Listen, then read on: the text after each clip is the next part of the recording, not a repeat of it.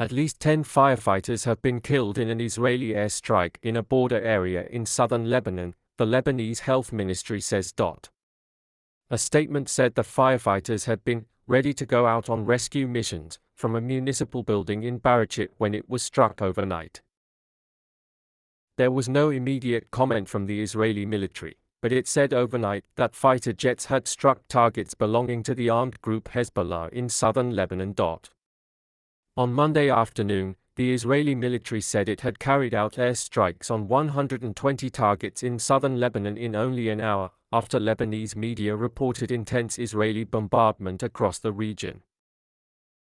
The state-run national news agency said Israeli aircraft hit more than 30 towns and villages around the southern coastal city of Tyre alone. The BBC's Ola Guerin, who is in Tyre, said some of the locations hit were in the hills close to the border with Israel, but that at least one struck a built-up area of the city. The Israel Defense Forces, IDF, said the targets of the strikes belonged to 3 regional units of Hezbollah's southern front: the Elite Radwan Force, the Missiles and Rockets Force, and the Intelligence Directorate. The IDF also said it conducted a targeted strike in Beirut's southern suburbs, where a thick plume of smoke was reported. The Israeli invasion of southern Lebanon also appeared to be expanding, with the IDF saying that a 3rd division had joined the ground operation it launched 6 days ago to dismantle Hezbollah infrastructure near the border. The IDF also ordered the evacuation of another 20 communities in the south, including the coastal town of Nakura, where the UN peacekeepers in Lebanon have their headquarters.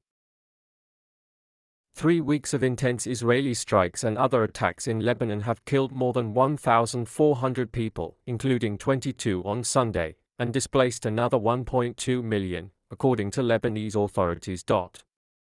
Hezbollah, a Shia Islamist political, military and social organization that wields considerable power in Lebanon, has remained defiant despite suffering a series of devastating blows in recent weeks, including the killing of its leader and most of its top military commanders. On Monday, the group insisted it was confident in the ability of our resistance to oppose the Israeli aggression.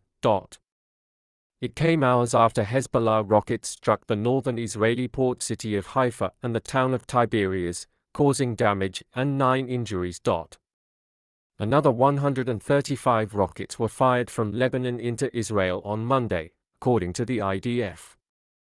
Police said a road was damaged in the Lower Galilee region between Haifa and Tiberias. Israel's government, which designates Hezbollah as a terrorist organization, has pledged to make it safe for tens of thousands of displaced residents to return to their homes near the Lebanese border after a year of cross-border fighting sparked by the Gaza war. The hostilities have escalated steadily since Hezbollah began firing rockets into northern Israel in support of Palestinians on the 8th of October 2023, the day after its ally Hamas's deadly attack on southern Israel. Israel's Prime Minister Benjamin Netanyahu told a cabinet meeting on Monday that the counterattack on our enemies in Iran's axis of evil is necessary for securing our future and ensuring our security.